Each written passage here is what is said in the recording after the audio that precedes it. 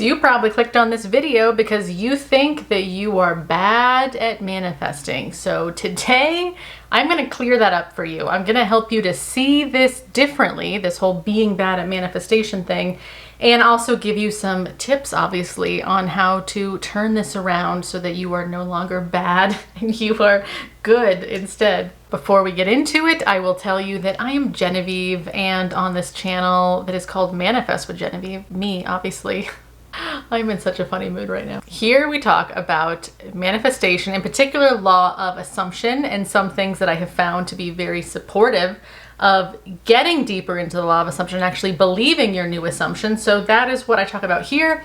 There are lots of links below to do some one-on-one work with me if you would like. There's also courses and meditations, and also a link to an ASMR channel that I used to do, not so much anymore. So if any of those things interest you, of course, go down there to click through that. I also have a membership portion of this channel where I post members only videos. So if you want to see more of my content, you can join the membership portion of this channel and you'll see even more content from me. All right, that aside, let's get into this whole thing about you being bad at manifesting. So first of all, and I've said this to a few of my clients, but I'm going to say it to you right now.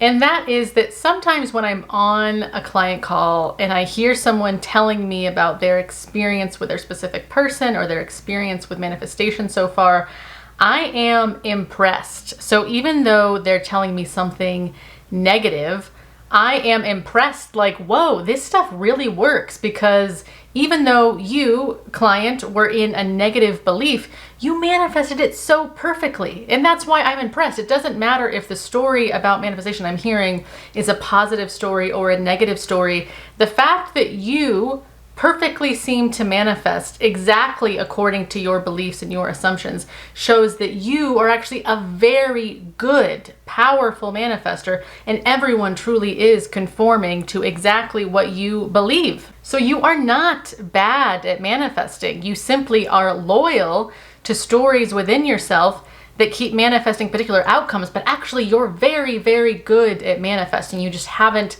let go of the old story yet. So I say that to you to really flip your perspective of yourself, because a lot of you are calling yourselves bad manifestors because you haven't gotten your SP to change yet, when really you're just being a really good manifester who just hasn't conformed to your new ideal. So your SP, again, because hopefully you know, your SP is a mirror to you. They are simply the after effect that's mirroring whatever it is that you're believing, whatever you are conforming to within yourself. They are always going to be the reflection of that confirms whatever is going on within you. So just because you haven't moved into the new conformed state that you need to embody to manifest, that doesn't mean you're a bad manifester. Again, you're a great, great manifester. The fact that you get results that match exactly what you've got going on inside of here shows you are powerful. You are having a huge effect on people. It just so happens to be that it's not the effect that you want to have yet. But let's not make that such a big deal anymore. That's another big thing.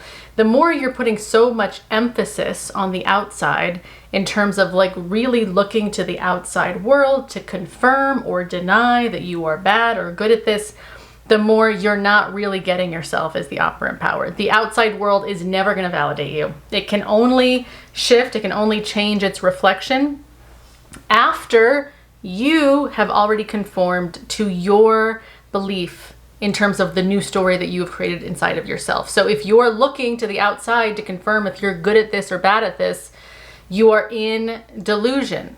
And it's at this point that I'll say the only delusion in manifestation, the only real delusion, is the fallacies that you believe within yourself that are tricks coming from your old story. It's like the things that your old story sneakily tells you to sabotage your progress. Like things like, oh, I guess I'm a really bad manifester because I haven't seen any 3-year results yet.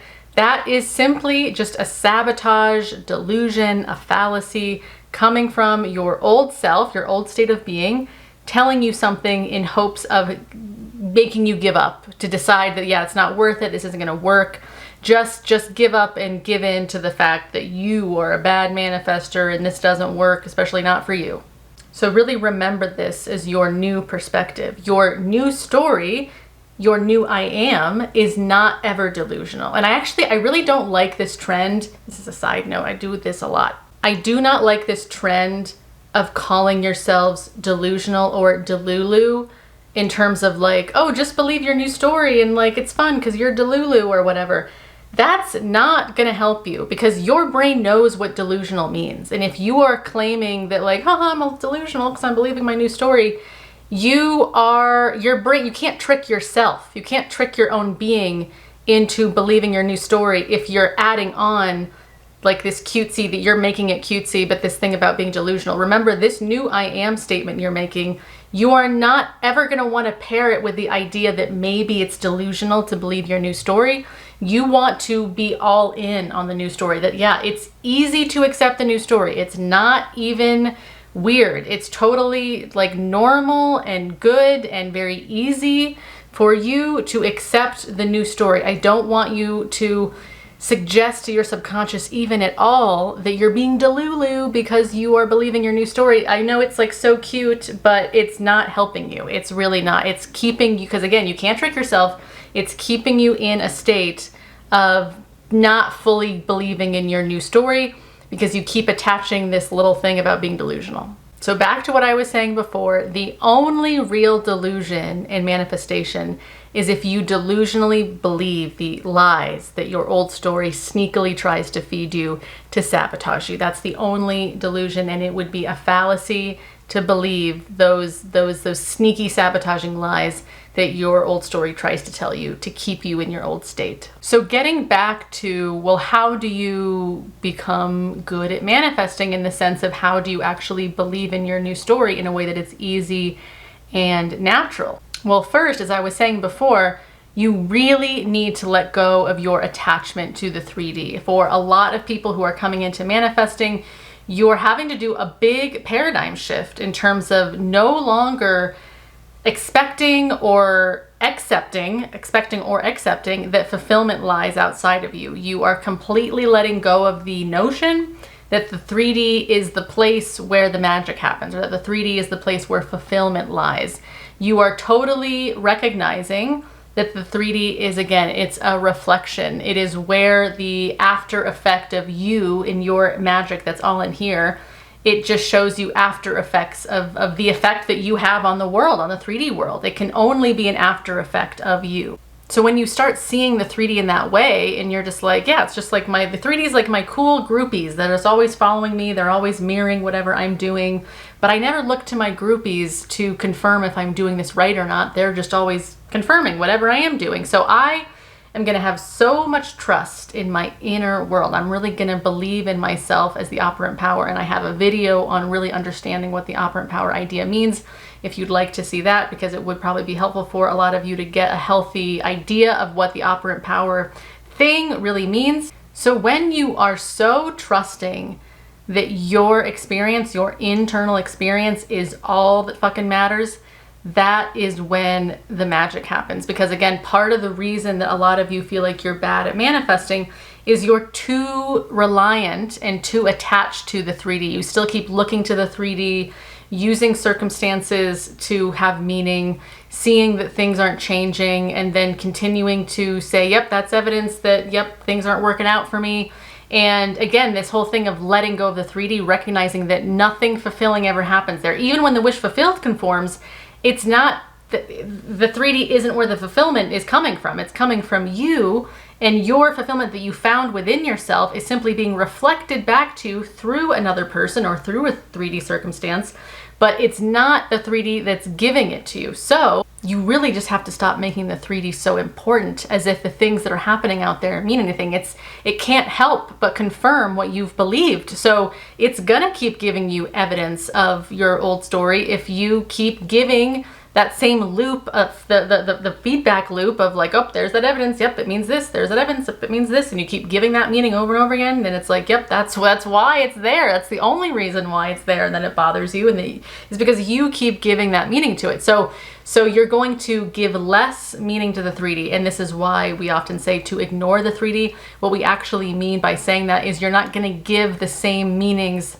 that you used to give to stuff you're not giving it that meaning anymore. You're much more detached. And that also means, especially for those of you manifesting an SP, that you're much more detached from the physical embodiment of your specific person. You're no longer codependently looking to that person in the 3D as if that's them, as if that's the realist them, and the them in the 3D, the old version of them that you don't like, because you're probably manifesting, of course, because you don't like the version of them that you're getting right now. You are no longer taking that version of them seriously. You're practicing being more attached to the version that you create in here, and you legitimize this version in here. You interact with this version here. You have inner conversations with this version here. You love and trust and feel connected to this version of them that's in here, and you really don't give so many fucks about the 3D them. That is an old projection. It's an old reflection. It no longer has meaning. You have to see it almost as like a holographic image where it's like, yeah, you can't go to them expecting them to validate you and choose you, because that's not where the validation and choosing comes from. The validation and choosing, it comes from in here, and what you are believing and how you're interacting with yourself in here. Who are you really being as the chosen one, as the validated one in here? You're not looking out there as like, well, they're not doing it yet. Well, of course they're not, because you haven't really believed it in here yet. So I get it. That's a big paradigm shift to come out of, because before we came into manifestation, we were naturally 3D based beings. We were very much like invested in what the 3D showed us, and we didn't have the full awareness of like, oh, it's showing me that because that's what I expected to get. Like, that's what I created internally, and then the 3D simply showed it to me. So now I need to really lessen the importance of the 3D. I really have to trust that it's not the 3D that comes first. It's not the 3D that's creating. It is me that comes first. It is me that is creating. And the 3D comes behind me. I cannot control the how and the when of when the 3D catches up to me, because again, that's the mysterious part of this. That's the fun adventure part of it. And the less you care about the how and when of it catching up to you, ironically, typically the quicker it comes to you. But I don't want you to get too in your ego about that rule, because that also is going to derail you. The more you're trying to apply the things I'm saying in a very egoic, like wink, wink, like, oh, okay, I'm going to let go. I'm going to let go of the 3D so that it comes to me quicker. And you're like being disingenuous about it. You're not genuinely letting go of the 3D or giving it less importance in the 3D. You are only doing it as a means to get something. Like, oh, if I let go, then it'll come faster. And then you're still going to be disappointed. If you're not doing this genuinely for your self-care of your new state, then yeah, if you're still secretly operating from a I'm doing something to get something, as opposed to I'm doing something for myself to feel even more good and just stable and confident and whatever it is in my new I am, then it's probably not going to work very well. So that's a really big part of becoming a good manifester. And I really hate saying good or bad manifester, because it's funny to me, because like I said, you're not a bad manifester. You're a great manifester. It's just that you haven't fully let go of your old I am yet. And that's the only reason why things haven't changed. But you're still very impressive to me, especially if your negative stories are manifesting, super quickly and very, in your face. Like, to me, I'm like, yes, she's such a good manifester. She, he, they, you are such a good manifester, because look how quickly your story is manifesting. And to me, that's impressive. So again, it's not about being good or bad. It's simply about being focused. Like, can you be a more focused manifester in terms of not getting so caught up and lost in the tricks of your old story? Because your old story, it wants you to stay safe in it. It thinks, or there's a part of you, I should say, that thinks it's safer to stay there. So even though there's a lot of suffering and obviously not great stuff manifesting from this old version of you, you are used to it, and it feels more comfortable to be in what is very known to you than to actually trust moving into a completely different reality, a completely different identity where you're not familiar with it yet. So it's part of your old story's attempt to keep you safe. It thinks it's keeping you safe by telling you these mean things or these delusional things like, oh, you're not good at this, or this will never work for you. Like, it's telling you that because it thinks that it's safer to just stay in what is known and fall into the delusion that you can control this that is known.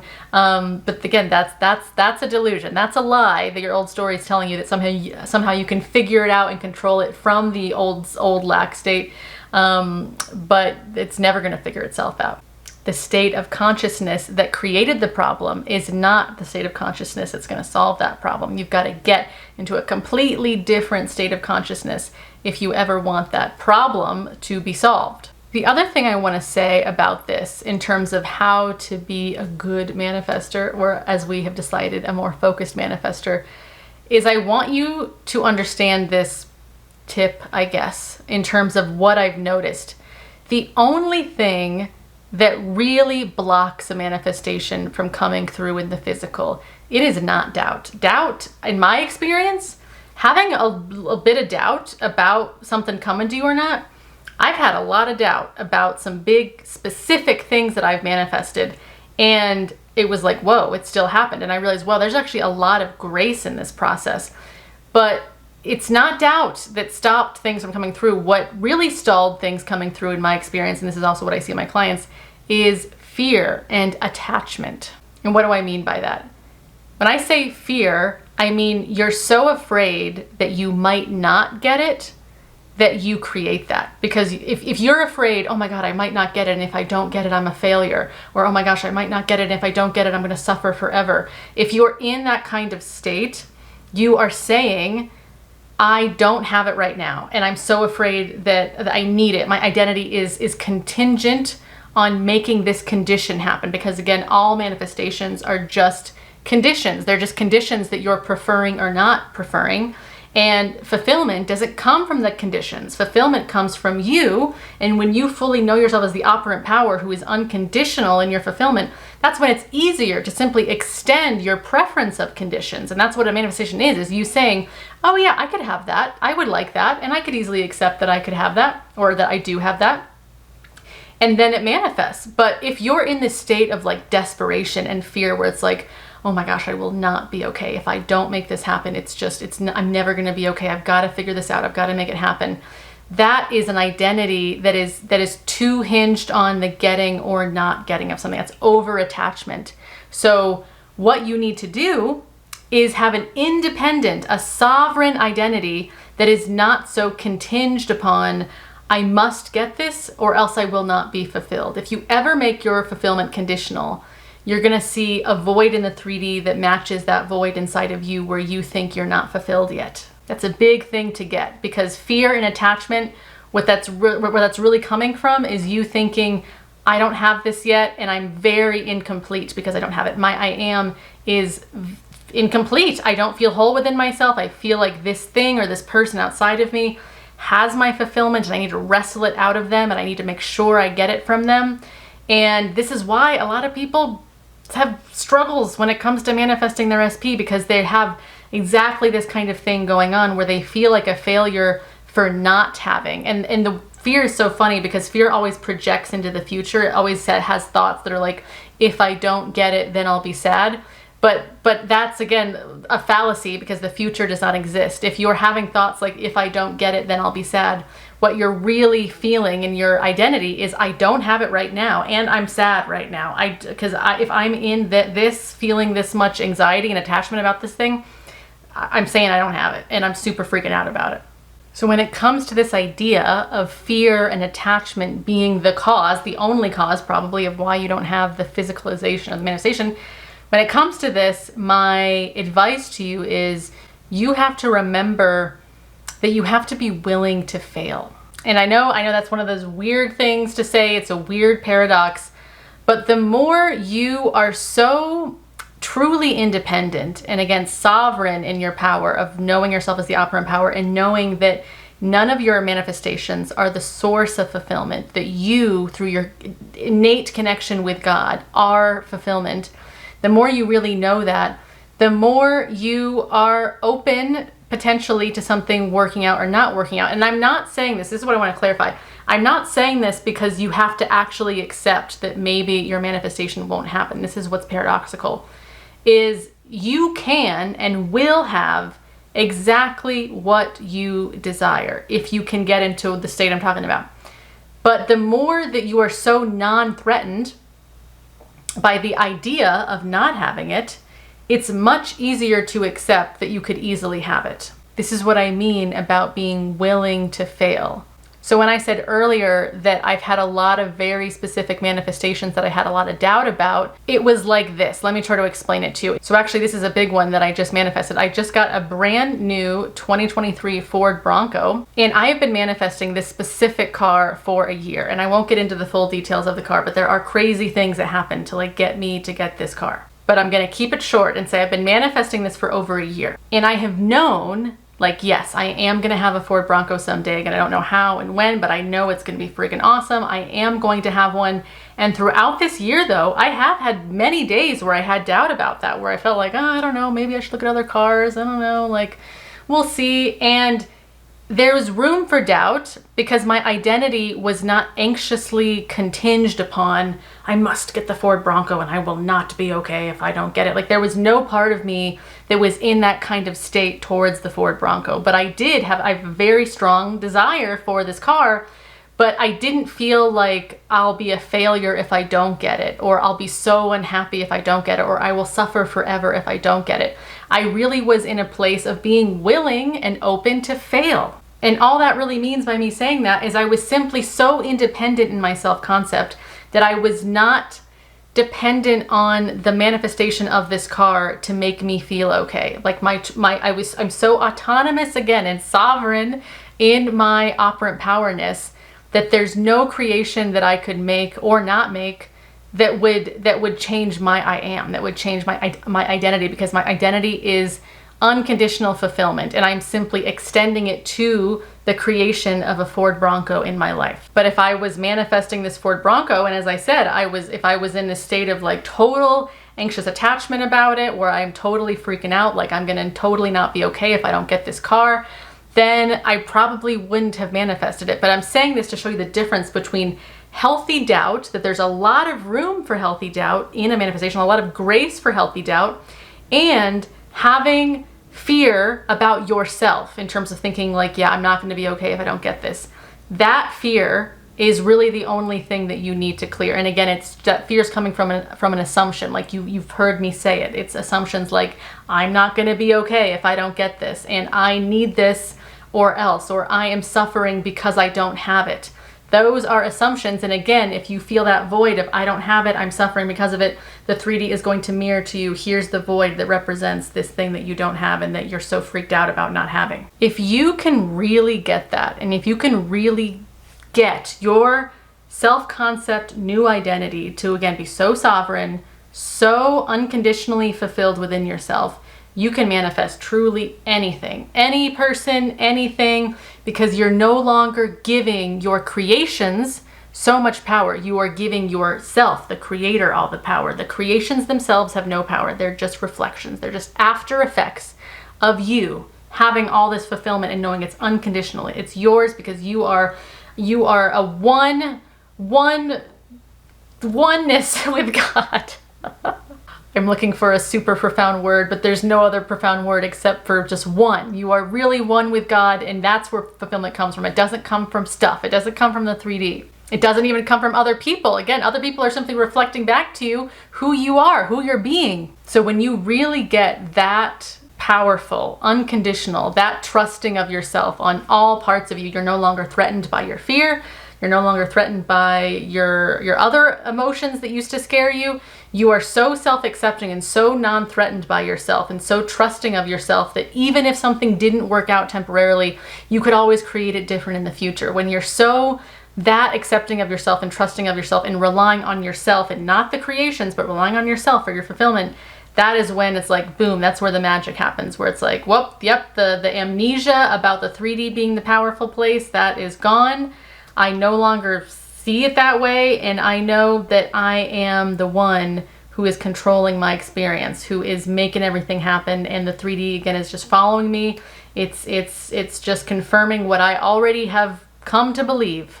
So I think this was good for today. I think I gave you enough for today to help you see this concept of being a good manifester or a bad manifester a little bit differently. Because again, you are not a bad manifester. You're just manifesting from a state you don't want to, but you're doing it extremely well.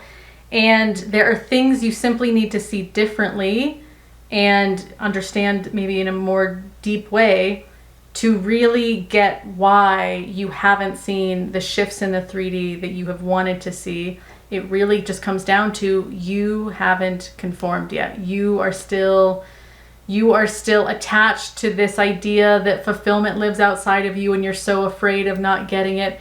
And that, again, that's a delusion. That's, again, one of the only delusions in this whole thing, is you thinking fulfillment lives outside of you. So anyway, I hope this was helpful for you today. And let me know what other thoughts or questions or just things have come up for you as you've watched this. And let me know what other questions you have, because it is helpful for me to see what's on your guys' mind. And then I can address things that I think would be good for everyone to hear about. So, so let me know what your questions are, and I will see you in my next video. All right, bye.